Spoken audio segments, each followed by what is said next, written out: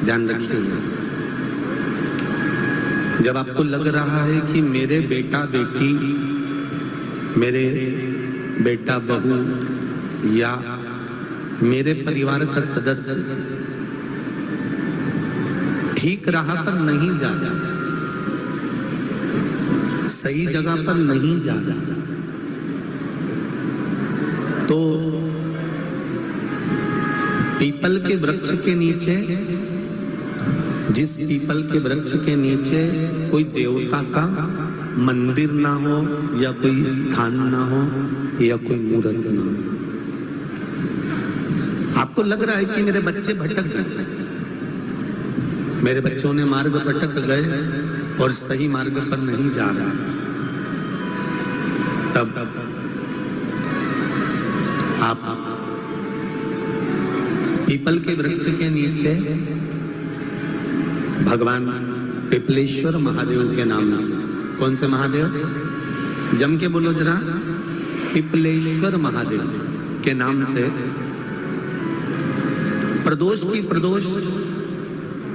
प्रदोष काल में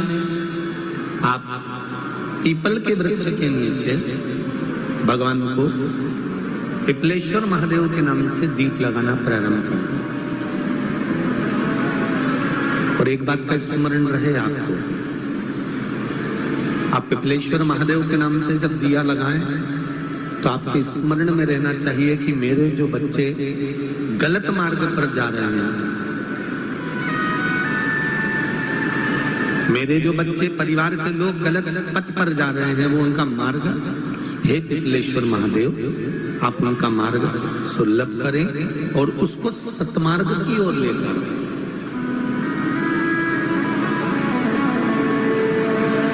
उनको गलत मार्ग से निकालकर सतमार्ग की ओर ले। पिपलेश्वर महादेव के नाम से जब हम दीप लगाएं तो भगवान से ये प्रार्थना करें कि हमारा मार्ग सुलभ करें।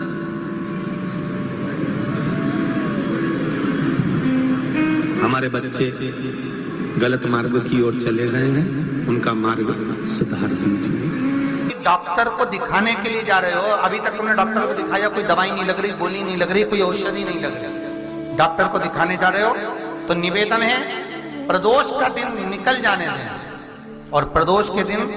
जिसको भी डॉक्टर को दिखाने जाना है या अपने शरीर से जुड़े बीमारी के लिए कहीं जाना है कि बड़ी बीमारी ना निकले, भगवान स्वास्थ्य अच्छा रहे, तो 1 लोटा पानी प्रदोष के दिन, कोई भी प्रदोष हो, प्रदोष काल के समय शंकर को चढ़ाना है उसमें, परंतु शमी पत्र के 5 पत्ते होना जरूरी है।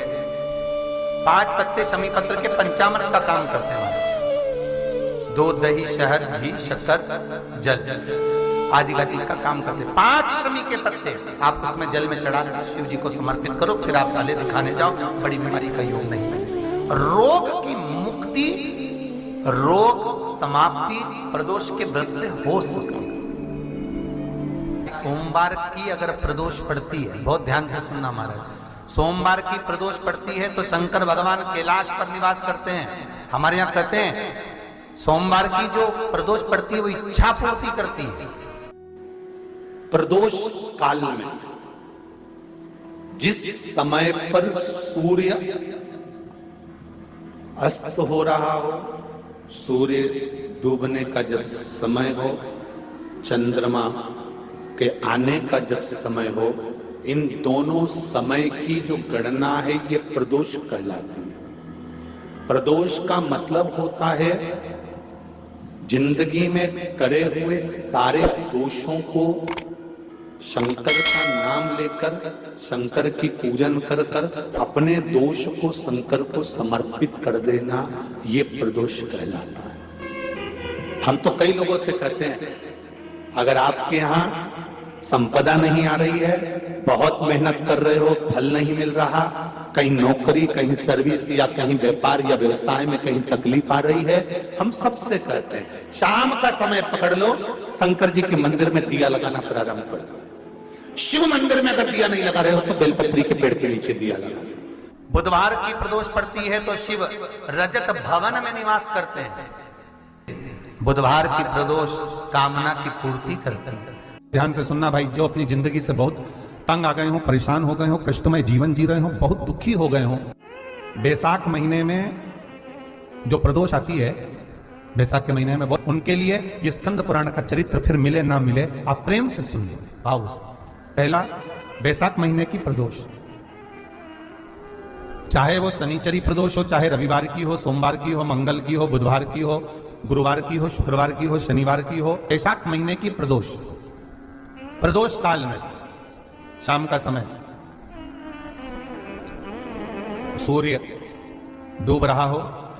बस डूबा ही हो, और उस समय पर सूर्य के डूबन के तुरंत बाद बाबा को धतूरे के साथ में बेलपत्री ना चढ़ाते हुए बेलपत्री के वृक्ष के 7 कांटे बाबा के शिवलिंग पर समर्पित करे जाते हैं महाराज, अपनी जिंदगी में अड़चनों को हटाने के लिए। फिर आप जिस व्यापार में उतरे, जिस व्यवसाय में उतरे, जिस नौकरी में उतरे, आप दिल से करें, आपको तरक्की मिलेगी। आप हार नहीं सकते, नीचे नहीं आ सकते, उन्नति पर ही चढ़ेंगे। एक वैशाख मास की प्रदोष, शनिवार की अगर प्रदोष पड़ती है तो शिव शमी के वृक्ष के नीचे रहते हैं। 1 लोटा पानी, 5 बेलपत्र, 1 शमी पत्र, 5 बेलपत्र तांबे के लोटे में जल में डाल लीजिए, 7 दाने अक्षत के, आखिरी अक्षत के डाल लीजिए। और प्रदोष काल में, प्रदोष काल में शाम का समय होता है, भगवान शंकर के मंदिर जाकर पांव में चप्पल पहनकर ना जाइए, घर में घी का दिया लगाकर कलश लेकर शिव के मंदिर में चले जाइए। शिव मंदिर में दिया नहीं लगाना है, आपको केवल घर में दिया लगाकर जाना है। और शंकर जी के मंदिर में वो ऐसा कैसा ही पानी पूरा उंडेल कर डालकर शिवलिंग पर आ जाए, झोली पसार कर प्रणाम करिए, शंकर की देवी पर 2 मिनट बैठकर ओम नमः शिवाय का स्मरण करिए। कुछ देर शिव के मंदिर में प्रदोष काल, प्रदोष के समय पर, प्रदोष के दिन बैठकर शिव नाम का जाप करें, जल का पात्र बाकी घर में लिया और बड़े प्रेम से अगले महीने फिर प्रदोष के दिन, फिर प्रदोष काल में शिव के द्वार जाना, फिर विनती करें, कहीं मत जाना, केवल शंकर की शरण में जाना, उससे कहना, उससे निवेदन। शिव महापुराण कहती है, अगर आपने 2 या 3 या 4 प्रदोष ही कर लिए तो मेरा महाकाल बाबा आपकी झोली तो भर ही देगा। 2, 3, 4 10 बहुत। बेलपत्री की बीज की पत्ती पर लगाया हुआ चंदन और पत्ती के 3 पत्तियों का जहां पर मिलन हुआ है, उस जगह पर लगाया हुआ शहद शिव को जब चढ़ाया जाता है तो वो भाग्य की बेकार रेखा को भी बदल देता है। वो साधारण नहीं, कई माताओं की आदत होती है, जब शंकर भगवान को बेलपत्र चढ़ाती है तो उस बेलपत्र पर ओम लिख देती है, या चंदन लगा देती है, या बीज पत्ती पर थोड़ा सा कुछ भी लगाएगी, भले चावल का दाना लगाएगी, भले वो चंदन लगाएगी, भले वो अष्टगंध लगाएगी,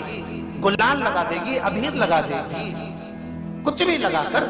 उस जगह पर लगाकर फिर भगवान को चढ़ाए। वो व्यक्ति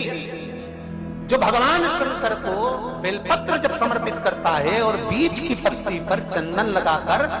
मध्यस्थ जोड़ पर शहद लगाकर शिव को जब समर्पित करता है तो उसका भाग्य कितना भी विपरीत चल रहा हो, उसकी किस्मत की रेखा कितनी भी विरोधी, कितनी भी विपरीत चल रही हो, वो अपने आप से बच जाती है, अपने आप से बच जाती है। उसको सुधारने के लिए कोई दूसरा नहीं आता, आप अपनी किस्मत को संवार सकते हो,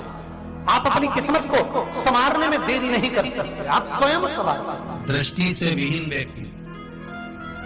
श्रवण शक्ति से विहीन व्यक्ति, सुबह ब्रह्म मुहूर्त में जब मंदिर खुलता हो, आपके यहाँ का मंदिर जितनी बजे खुलता हो, 4 बजे, 5 बजे, 6 बजे, 7 बजे, 8 बजे, जितनी बजे ब्राह्मण देवता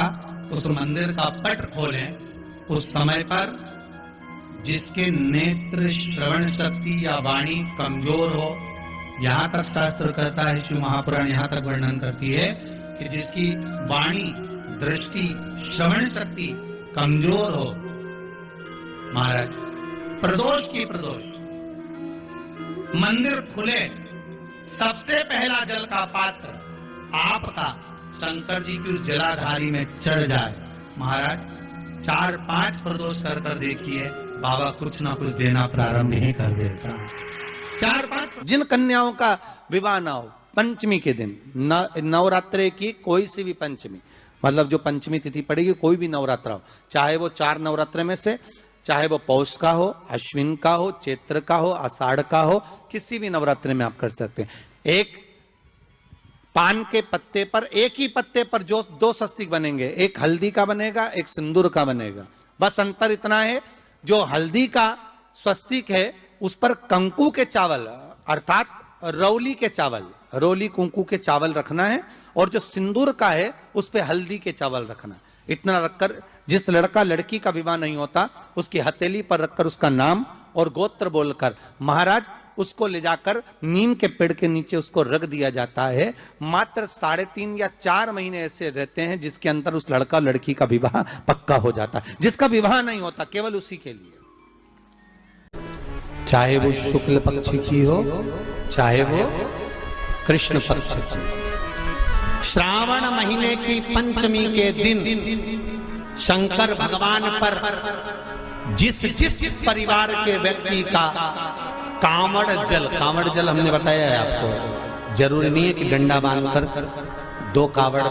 के जल के लोटे लेकर जाओ, आप अपने हाथ में भी 2 पात्र लेकर जा सकते हैं। पंचमी तिथि के दिन हाथ में 2 लोटे जल के, 2 कलश जल के जब हम शंकर भगवान को चढ़ाते हैं तो ऊपर जो कमंडल होता है शिव जी के ऊपर जलधारी होती है, जिसमें जया, विषहरा, शामली, बारी, दौतली और देव शंकर भगवान की 5 बेटियां जिसमें विराजमान होती हैं। जब हम जल समर्पित करते हैं, हमारे पीढ़ी में परिवार में अगर कोई अधोगति में मर गया होता है, कुंवारी अवस्था में चले गया होता है, गर्भ में मर गया होता है, गर्भ के बाहर निकल कर भी अगर कुंवारी अवस्था में चले गया होता है, तो श्रावण महीने की दोनों पंचमी पर परिवार का अगर कोई एक व्यक्ति भी जल चढ़ा देता है शंकर भगवान पर, तो सर्प की योनि में नहीं पड़ता, जीव मुक्त हो जाता, प्रेत योनि में सर्प की योनि से मुक्त हो जाता। वीडियो को शेयर और सब्सक्राइब करें।